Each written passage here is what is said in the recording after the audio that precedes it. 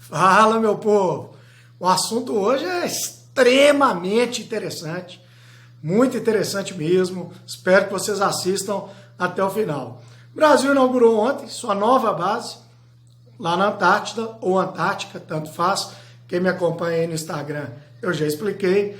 E aí a discussão é o seguinte, né? Qual o objetivo de se gastar 400 milhões de reais para estar presente na Antártida? Será que realmente o interesse é meramente científico?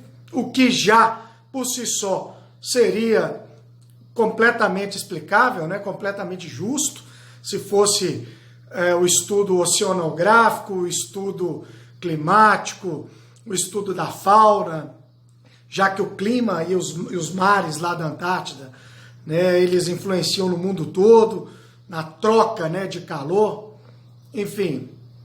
Então, se fosse meramente científico, já estava explicado e já estaria condizente com esse gasto aí. Mas eu acredito que tem algo muito mais importante por trás disso aí, né? Algo estratégico, algo político, algo evidentemente financeiro, né? No planeta Terra não se faz nada que não tenha um cunho financeiro por trás. O que acontece? Aí contar uma história rápida para o vídeo não ficar muito grande. Na década de 50, por aí, vários países do mundo pleiteavam um pedaço da Antártida. Por quê? Gente, pensa aqui comigo, né? O planeta já está todo ocupado. Todo planeta pertence a algum país. Existe um continente inteiro, 14 milhões de quilômetros quadrados, comparando com o Brasil aí. O Brasil é um país grande, com 8 milhões e meio de quilômetros quadrados. Então nós temos um continente virgem, inexplorado financeiramente, gigantesco e que não pertence a ninguém. Então calcula-se que 80 a 100 bilhões de barris de petróleo estejam armazenados lá nas profundezas da Antártida, embaixo de todo aquele gelo e possivelmente de alguma camada de terra também, né, evidentemente. Então, na década de 40, década de 50, uma série de países iniciou um processo de pleitear um pedaço da Antártida para ele. Quais são esses países? É a Argentina, é o Chile, a Austrália, a Nova Zelândia. São países que estão ali logo acima da Antártida em termos de visualização em um mapa, né? Como eles estão de frente para a Antártida, eles projetaram o seu território em cima da Antártida e começaram a pleitear pedaços dela.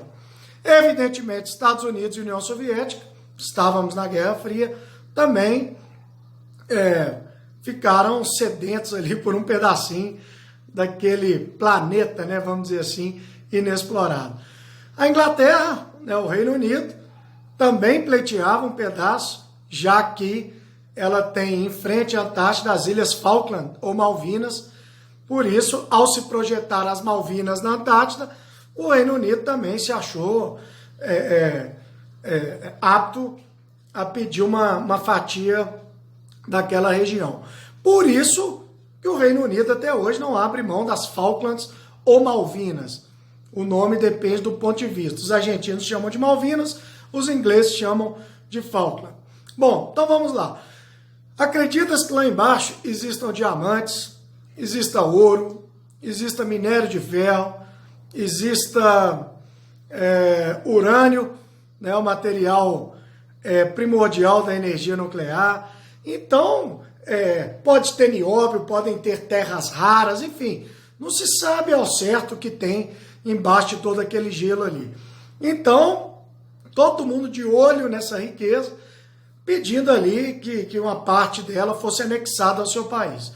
Como os pedidos eram, em grande parte deles, a parte que um país pedia convergia com a parte de outro, né? Era uma interseção, resolveu-se fazer um acordo em 1959 para apaziguar os ânimos, e esse acordo, firmado por 12 países, ele não permitia que ninguém explorasse economicamente a Antártida.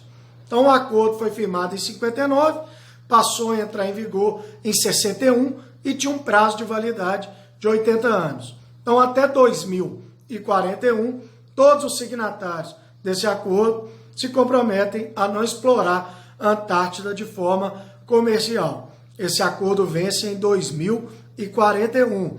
Estamos chegando lá, hein? Daqui a pouco mais de 20 anos. Então, ânimos apaziguados, esse acordo hoje, ele é um acordo que abrange mais de 50 países, principalmente, né, Estados Unidos, Rússia e China, que são os grandes players que poderiam militarmente ocupar e explorar economicamente a região. E aí o que acontece? Com o acordo chegando ao fim, e nós não sabemos como será pós 2041, os olhos do mundo todo começam a se voltar novamente para as riquezas que estão embaixo do gelo, lembrando que aquele gelo ali também, ele está derretendo, né? Facilitando ainda mais o acesso a esses recursos graças ao aquecimento global.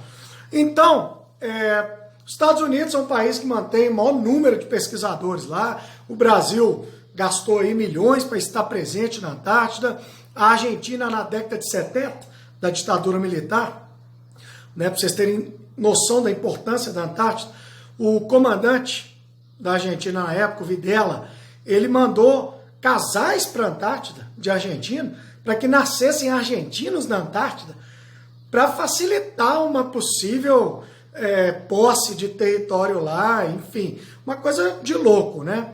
Então já nasceram 11 pessoas na Antártida, a maioria delas argentinos e alguns chilenos. Então, qual a importância do Brasil manter uma base na Antártida? Não que o Brasil vá pleitear um pedaço da Antártida, porque nós não temos muito a ver com aquele continente ali. Mas o Brasil, com certeza, ele quer participar das discussões de para onde vai a Antártida. Se ela vai para a ONU, né, se a ONU vai fazer a jurisdição ali da Antártida, se ela vai ser repartida entre esses países, Austrália, Nova Zelândia, Inglaterra, Estados Unidos, que ainda não desistiram de ter um pedaço na Antártida. Então, na verdade, a presença brasileira ali desde a década de 80 é para dar ao Brasil a legitimidade de poder fazer parte, né, das discussões, das reuniões em torno de para onde vai a Antártida.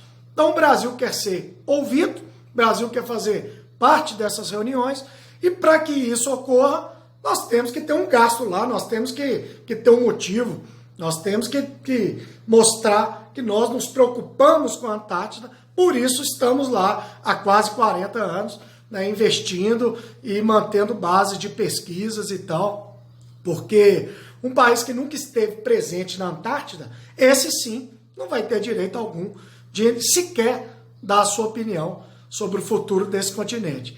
Então é isso aí, galera. Então a questão é política, é estratégica, envolve petróleo, envolve minério de ferro, diamante, ouro, prata, sabe-se lá o que tem embaixo ali daqueles quilômetros de gelo. E vamos ver daqui a 20 anos como isso vai ser resolvido. As coisas já começaram a esquentar. Me desculpa o trocadilho. Demorou? Espero ter agregado alguma coisa aí à discussão. Estamos aí à disposição de todo mundo. Abraço do Clebinho.